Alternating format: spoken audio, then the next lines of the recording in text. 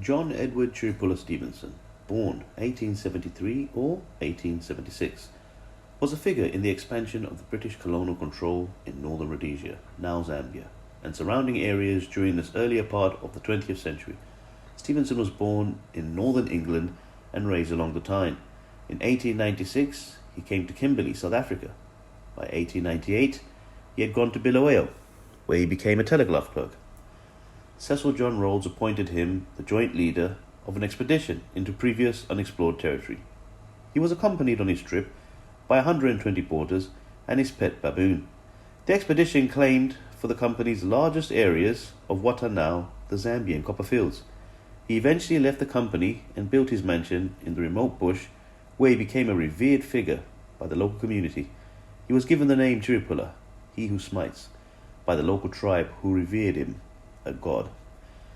On his journey to Blantyre, he fell ill with malaria. Later, while in Blantyre area, he married Lottie, an Ngani woman.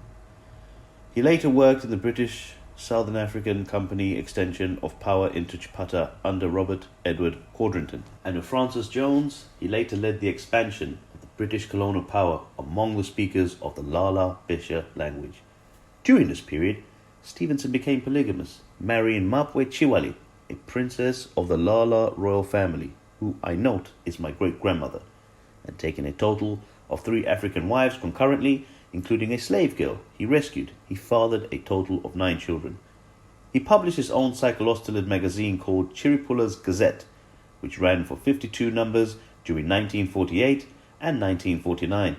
This was written in the most incomprehensible English, tortuous, full of parentheses, explanation marks, dots, and irrelevancies, but hidden away in the mass of verbiage of valuable sidelights on the history of the northern Rhodesia.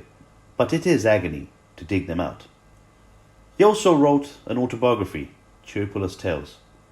Stevenson founded the city of Ndola, and in arbitrary, after his death in 1957, the Central Republic Post recorded Africa said farewell to one of the greatest adopted sons, the telegraph clerk, who 60 years ago answered Cecil Rhodes' call to go north.